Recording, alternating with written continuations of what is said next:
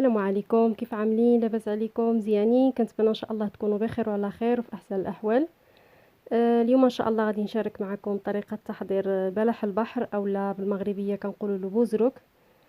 المهم انا عندي هنا واحد الكميه ديال بلح البحر، يعني عندي هنا تقريبا نص كيلو، انا نص كيلو عندي منقي من قبل. غادي نشارك معكم طريقه التنقيه ديالو، طريقه التوجيد ديالو، وانا غادي نحضره على طبق كمقبله او كشلاضه بارده، يعني ما كيكونش كطبق رئيسي. صافي اول حاجه غادي نعدلو، غادي نقيه مزيان.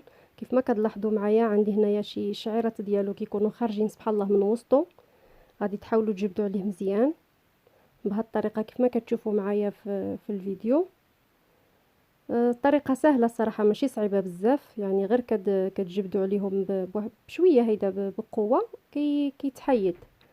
بالنسبه للوسخ ديالو اللي كيكون على برا، يعني الا كانت شي حاجه تقدروا تحيدوها حيدوها، ما كانت شي حاجه يعني اللي تقدروا تحيدوها يعني لاصقه، ماشي مشكل خليوها. انا هنا عندي بعض الحبات منقيين، حيت انا قلت لكم سبق لي وبديت نقي، غير بغيت نشارك معكم طريقه التنقيه ديالو من الاول. صافي كيف ما كتلاحظوا معايا غادي نستمر كنقيه بهذه الطريقه شويه بشويه حتى نقيه كامل.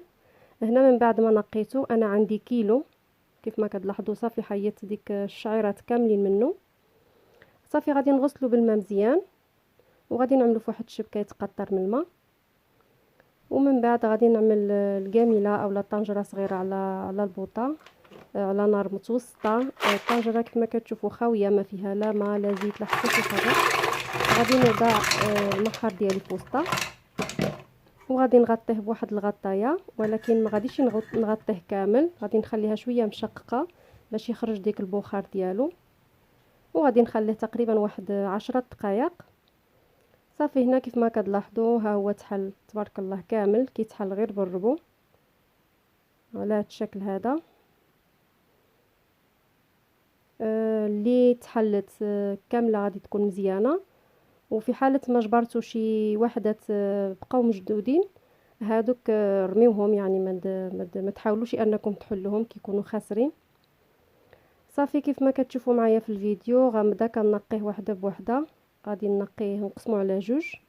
الجهه اللي عامره غادي نحطها في الطبسيل، والجهه اللي خاويه غادي نرميها. غنستمر بهذه الطريقه كنقي وحده بوحده حتى نقيه كامل. وكما سبقت وقلت لكم اللي تجبروها مشدوده ما تعملوهاش هذيك رميوها، عملوا غير اللي مفتوح. هنا من بعد ما فتحته كامل كيف ما كتشوفوا هذا هو الشكل ديالو. بالنسبه للماء اللي طلق، هو الدراء ديالو طلقوا، انا عندي هنا واحد الزلافه واحد الصفاي، غادي نصفي منه غير واحد الكميه قليله غادي نحتاج. وصافي واللي بقى غادي نرميه، يعني ما غاديش نحتاجو، غادي نحتاج غير واحد الكميه قليله. بالنسبه للمقادير كيف ما كتلاحظوا معايا غادي نحتاجو زيت الزيتون، عندي هنا واحد البصله صغيره مشلضه رقيقه من الاحسن، فلفله حمراء وفلفله خضراء وليمونه، نص ليمونه، والقليل من الملح، وديك الماء ديالو اللي صفيت معكم كيف ما شفتوني قبيلتي في الفيديو. صافي دابا غادي نحرك، غادي نخلط المقادير كامله مع بعضياتها في واحد الاناء. غادي نوضع الفلفل،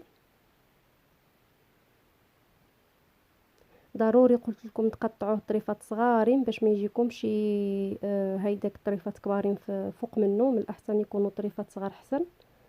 غادي نضيف عليهم البصل، كتقدروا تزيدوا حتى القزبور ولا المعدنوس على حسب الذوق وعلى حسب الرغبه، انا اكتفيت غير بالبصل والفلفل. تقريبا عندي واحد المعلقه كبيره ديال زيت الزيتون والقليل من الملح عفوا شي حاجه قليله د الملح، وغادي نعصر عليه تقريبا واحد المعلقه ولا 2 معالق د الليمون. كذلك الا ما كانش كاين ليمون كتقدروا تعوضوه بالخل، الخل العادي ديال الشلاضه. اخر حاجه غادي نضيف عليهم هو ديك الماء اللي صفيت، اللي شفتوني صفيته بالصفاي، غادي نضيف واحد الكميه قليله تقريبا واحد 2 معالق كبارين.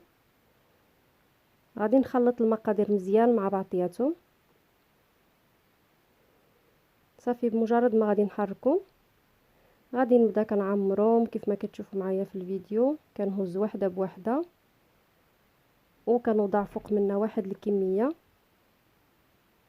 يعني ماشي نعمرها وفي نفس الوقت ما نعملش شي حاجه قليله، يعني تقريبا معلقه صغيره عامره. بالنسبه لهاد المحاره انا نسيت ما بدلتلاش شي، كان عليا النصف الاخر اللي رميته اللي كان صحيح هو اللي نخليه، وهذيك اللي مهرسه نرميها، ولكن ماشي مشكل. صافي غادي نستمر بهذه الطريقه، كنعمرو وكنحطو نيشان في الطبسيل ديال التقديم. انا هنا ما غاديش نعمرو كامل، غادي نكتفي غير بالنص ديالو، والنص غادي نخليه لوليداتي كيعجبهم غير بالليمون، كيعجبهم غير هيداك في الطبسيل وكيعصروا عليه الليمون وكياكلوه. من بعد ما غادي نسالي المحار ديالي كامل بالتعمير، غادي نغلفو بواحد الكيس بلاستيكي وندخلو النيبره يبرد حتى الوقت ديال التقديم عاد كنجبدوه النيبره. اخر حاجه غادي نضيف عندي هنا الفلفل الاسود، واختياري اللي كيعجبو يضيفو واللي ما كيعجبوش ما يضيفوش، يكتفي غير من الملحه والليمون.